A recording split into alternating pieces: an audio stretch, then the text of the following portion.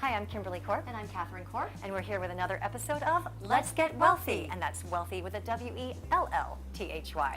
Today, we're here to talk about how you can figure out whether or not you're getting enough nutrition. Very important. Very important because it seems like every day a new diet comes out, a new study comes out. We don't even have time to list them all. You'd be here for like two hours. Yes, and so it can be confusing to say, well, should I be eating it this way? Should I be eating that way? Well, there's a very simple way you can know that you're getting enough calories and nutrients, and that's the Recommended Daily Allowance. Which is actually really the Recommended Dietary Allowance. Right, and it's commonly called Daily Allowance, but it's actually Recommended Dietary Allowance. And these are values that the U.S. Department of Health and Human Services and the National Institute of Health come up with after studying, years and years. They're always modifying. It's divided by gender and by age, and it's to tell you the average amount of daily intake of nutrients and calories that are sufficient to maintain proper nutrition. Right, and it's applicable to 97 to 98% of us. Right. So that's a huge slice of the population. Right, and that's actually a good point. This is, what we're talking about is just explaining RDA. We're not giving you health advice, Yes. but this is, these values, even the National Institute of Health and Human Services says it's for healthy people. If you are pregnant, if you're under a doctor's care for some condition, even if you're taking antibiotics. If you're seeing a nutritionist and they've told you something completely different, obviously you don't listen to us, you listen to the expert. Yes, indeed. So it can be confusing with everything out there, especially when you're looking at the chart that we're putting up here, to know where you fall on this chart. So first of all, we need to talk about the average woman and the average man that the chart, the RDA chart, represents. Can I tell the joke? Yeah. Okay, so our dad has this fun thing that he says about averages. The minute you start talking about averages with our dad, he's like, let me tell you something about averages. If you have your head in the oven and your feet in the freezer, on average, you're comfortable. So just take it with a grain of salt. So for the purposes of this chart, they put it right on their website. The average woman is 5'4" and 125 pounds, and the average man is 5'10" and 154 pounds. So right off the bat, you're going to know that you're above or below that, and so the numbers, they even say it varies by 200 calories. Either way. Down, Yeah. Either way. Right.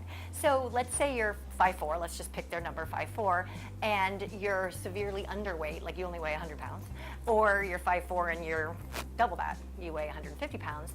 Well, you should still eat their required. That's what you should be looking at, is what's daily, because if you're underweight, you want to gain. If you're overweight, you want to lose. So you look at the height and the averages. The same thing as if you're a 6'4" big strapping boy and they're basing this on a 5'10" man, you obviously will need more than that. So a little bit of common sense goes a long way here. Right, and what's great is they put all this on the website. So this is not something that... This is not our theory. This is not, this is not our daily allowance. Catherine and Kimberly's take on the RDA. That is not what this is.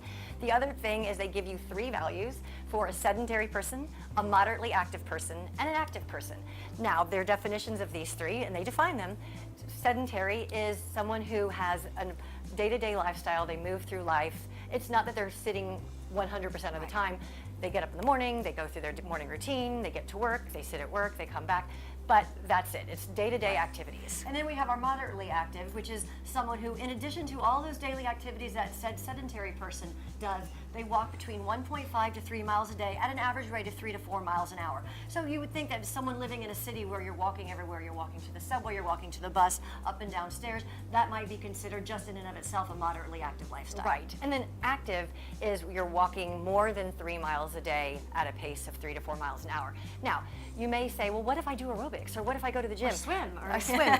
All of those count. Just kind of extrapolate onto what that would mean for life.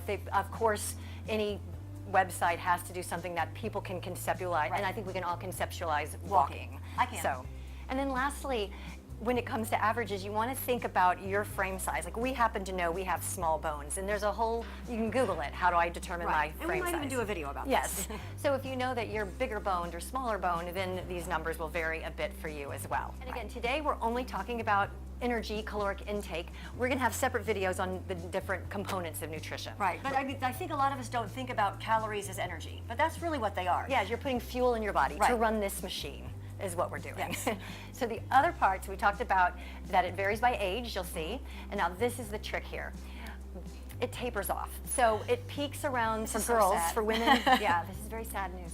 For women, it peaks around mid-teens, mid-20s, somewhere along there, and then it tapers off about 200 calories every age bracket. So sadly, what that means is doing the exact same amount of exercise and eating the exact same amount, you will gain weight every year if you do not make an adjustment on both ends of the right, spectrum. or severely on one. Right, Just exactly. kidding. Men have it a little bit easier than we do. That doesn't really happen until early 30s. Yeah, they peak it So around the not same fair. time, but they get to hold that until about their 30s. So that's the other thing you want to pay attention to.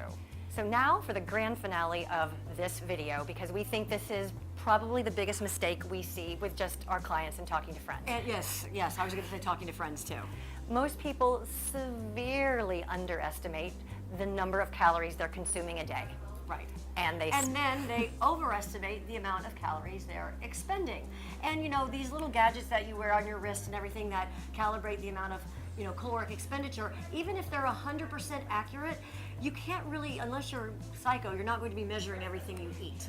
Right? So it's very easy to say, oh my gosh, it just told me that I burned 600 calories. And then they run out and they'll either get a fruit smoothie or a fancy schmancy with a fancy name latte with the calories are listed, and then so they'll end up, or orange juice. I mean, nothing's wrong with orange juice, but if you're gonna drink like this much orange juice, that probably has about 300 calories in it. So you have to be very careful, and so you've just kind of cut out your workout. yeah, you don't want to do that. You actually want to end up at a net deficit.